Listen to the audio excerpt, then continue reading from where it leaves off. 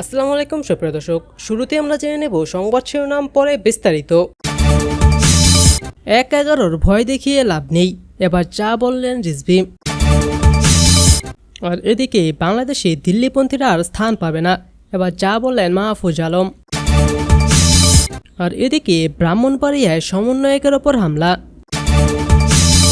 আর এরপরই থাকছে সুইজারল্যান্ড সফরে 50 অনুষ্ঠানে যোগ দিয়েছেন প্রধান উপদেষ্টা। সুপ্রিয় দর্শক, এতক্ষণ শুনছিলেন সংবাদ শিরোনাম, এবার শুনবেন বিস্তারিত। কিন্তু তার আগে কে কোথা থেকে এই ভিডিওটি দেখছেন সেটি এখনই নিচে কমেন্ট করে জানিয়ে দিন। আর যারা যারা এই চ্যানেলে নতুন আছেন তারা এখনই এই চ্যানেলটিকে সাবস্ক্রাইব করে দিন, তাহলে যে কোনো ধরনের খবরাখবর আপনারা সবার আগে আপনার মোবাইলে নোটিফিকেশন পেয়ে যাবেন। শুরুতেই থাকছে ১-১১-র ভয় দেখিয়ে লাভ হবে না, এবার যা বললেন রিজভী। বিএনপির সিনিয়র যুগ্ম মহাসচিব অ্যাডভোকেট রুহুল কবির রিজভী বলেছেন, ১-১১-র ভয় দেখিয়ে সমর্থন নিতে চায় অন্তর্বর্তী সরকার। স্পষ্ট করে বলতে চাই, ভয় দেখিয়ে লাভ হবে না। সবার মতামতের ভিত্তিতে স্বচ্ছ নির্বাচন চায় জনগণ, যা শেখ হাসিনা হতে দেয়নি। লড়াই সংগ্রাম করে টিকে আছে বিএনপি উল্লেখ করে রুহুল কবির রিজভী বলেন, আমাদের ভাবমূর্তি নষ্ট করতে ইচ্ছে করে প্রোপাগান্ডা ছড়াচ্ছে একটি গোষ্ঠী। আমাদের দল সবসময় অবাধ ও সুষ্ঠু নির্বাচনের পক্ষে। জনগণের ভোটের অধিকার ফিরিয়ে দিতে বিএনপি সবসময় সোচ্চার ছিল, এখনও আছে, আগামীতেও থাকবে। বিএনপির সিনিয়র যুগ্ম মহাসচিব আরও বলেন, ছাত্র জনতার আন্দোলন ও রক্তের ফসল এই অন্তর্বর্তী সরকার। তারা জনগণের আকাঙ্ক্ষা পূরণ করবে, অথচ তাদের প্রয়োজনীয় সংস্কারে মনোযোগ নেই। কলকারখানা বন্ধ, অর্থনীতি নিম্নমুখী, জনকল্যাণে মনোযোগ না দিয়ে ঘুরপেচের মধ্যে সরকার। রুহুল কবির রিজভী বলেন, বিএনপি বিশ্বাস করে গণতন্ত্রকে টিকিয়ে রাখতে সরকার সুষ্ঠু নির্বাচনের ব্যবস্থা করবে। প্রয়োজনে তারা রাজনৈতিক দলগুলোর সঙ্গে আলোচনা করবে, দরকার হলে আইন করেও পদক্ষেপ নেবে। ছাত্র জনতার পাশাপাশি রাজনৈতিক দলগুলোর অবদান অস্বীকার করার কোনো উপায় নেই। সুশীল সমাজের নামে যা বলবেন, যা করবেন তা মেনে নেওয়ার সুযোগ নেই। আর এদিকে বাংলাদেশে দিল্লিপন্থীরা আর স্থান পাবে না, এবার যা বললেন মাহফুজ আলম। জুলাই বিপ্লবের অন্যতম সংগঠক ও অন্তর্বর্তী সরকারের উপদেষ্টা মাহফুজ আলম বলেছেন, বাংলাদেশে দিল্লিপন্থীরা আর সুযোগ পাবে না। আগামী নির্বাচনে আওয়ামী লীগ অংশগ্রহণ করতে পারবে না।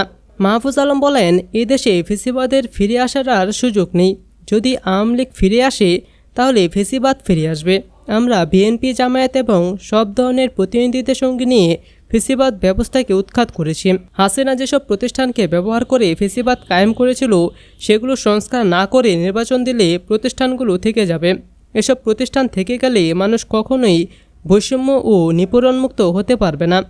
তাই সংস্কার কমিশনে দেওয়া প্রতিবেদন সব রাজনৈতিক এবং অংশীজনদের সঙ্গে আলোচনার মাধ্যমে নির্বাচন দিয়ে রাজনৈতিক পট পরিবর্তন করা হবে। মাহফুজ বলেন, এ দেশে বাংলাদেশপন্থীদের হাতে থাকবে, বাংলাদেশে দিল্লিপন্থীদের আর স্থান হবে না। আর এদিকে ব্রাহ্মণবাড়িয়ায় সমন্বয়কের ওপর হামলা। ব্রাহ্মণবাড়িয়ার আশুগঞ্জে নাদিম ইসলাম রহমান নামে এক সমন্বয়কে পিটিয়ে আহত করেছেন প্রতিপক্ষের সমন্বয়কেরা। ঘটনার পর আহত নাদিম ইসলাম রহমানকে প্রথমে আশুগঞ্জ, পরে আশঙ্কাজনক অবস্থায় ঢাকায় প্রেরণ করা হয়। আহত রুহান আশুগঞ্জ চারতলা মৃত ওমর আলীর ছেলে। এ ঘটনায় উত্তেজিত হয়ে সমন্বয়কদের একটি পক্ষ আশুগঞ্জ গোলচত্বরে ঢাকা সিলেট মহাসড়কে অত্যন্ত 10 মিনিট অবরোধ করে রাখেন। পুলিশ ও স্থানীয়রা জানান, আগামী 30শে জানুয়ারি আশুগঞ্জ শ্রম ও কল্যাণ কেন্দ্রে তারুণ্যের মেলায় আসার কথা রয়েছে জাতীয় নাগরিক কমিটির কেন্দ্রীয় যুগ্ম আহ্বায়ক আশরাফ মাহাদি ও কেন্দ্রীয় যুগ্ম মুখ্য সংগঠক মোহাম্মদ আতাউল্লাহর। কিন্তু মিশেল নামে সোহাগপুর এলাকার এক সমন্বয়ক তাদেরকে আশুগঞ্জ তারুণ্যের মেলায় যাওয়ার বিষয় নিয়ে ফেসবুক গ্রুপ মেসেঞ্জারে প্রতিহতের ঘোষণা দেন। এ নিয়ে নাদিম ইসলাম রোহান প্রতিবাদ করলে সোহাগপুর গ্রামের মিশেলের নেতৃত্বে একদল যুবক রোহানকে পিটিয়ে আহত করে। জাতীয় নাগরিক কমিটির আশুগঞ্জ প্রতিনিধি জয়ন্তী বিশ্বাস জানান, হামলাকারী মিশেল ছাত্রলীগের কর্মী, সে সমন্বয়ক নয়। আমরা তাকে গ্রেপ্তার করার জন্য 24 ঘন্টা আলটিমেটাম দিয়েছি। তাকে দ্রুত সময়ের মধ্যে গ্রেপ্তার না করা হলে কঠোর আন্দোলনে ডাক দেওয়া হবে।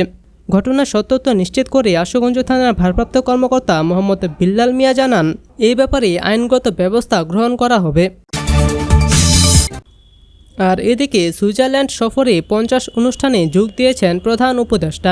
সুইজারল্যান্ড থেকে দেশে ফিরেছে অন্তর্বর্তী সরকারের প্রধান উপদেষ্টা অধ্যাপক ডক্টর মোহাম্মদ ইউনূস। সুইজারল্যান্ডে 4 দিনের সফর শেষে শনিবার দেশে ফেরেন তিনি। প্রধান উপদেষ্টা প্রেস উইং জানিয়েছে, সুইজারল্যান্ডের দাভোসে বিশ্ব অর্থনৈতিক ফোরামের বার্ষিক সভাসহ প্রায় 50টি অনুষ্ঠানে যোগ দিয়েছে প্রধান উপদেষ্টা।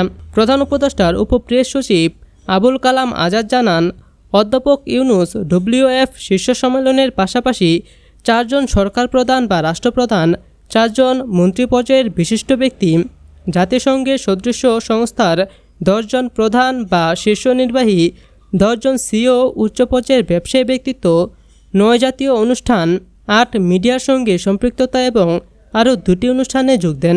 21 জানুয়ারি দাভোসে পৌঁছানোর পর থেকে অধ্যাপক ইউনূস বার্ষিক সভায় বিশ্ব নেতাদের সঙ্গে তার বিস্তৃত ব্যস্ততার মধ্য দিয়ে দিন কাটান। 21 জানুয়ারি তার সফরের প্রথম দিনে প্রধান উপদেষ্টা শীর্ষ সম্মেলনের ফাঁকে জার্মান চ্যান্সেলর ওলাফ জোলস্কের সঙ্গে বৈঠক করেন। অধ্যাপক ইউনূস পূর্ব তিমুরের রাষ্ট্রপতি জোসে রামোসের সঙ্গেও মিউনিখ সুরক্ষা সম্মেলনের চেয়ারম্যান রাষ্ট্রদূত ক্রিস্টোফ হিউজজেন, থাই প্রধানমন্ত্রী প্রয়ং ট্রান, মালয়েশিয়ার প্রধানমন্ত্রী আনোয়ার ইব্রাহিম, জাতিসংঘের শরণার্থী বিষয়ক হাই কমিশনার ফিলিপ্পো গ্র্যান্ডি এবং ফিনল্যান্ডের রাষ্ট্রপতি আলেকজান্ডার স্টাবের সঙ্গেও সাক্ষাৎ করেন।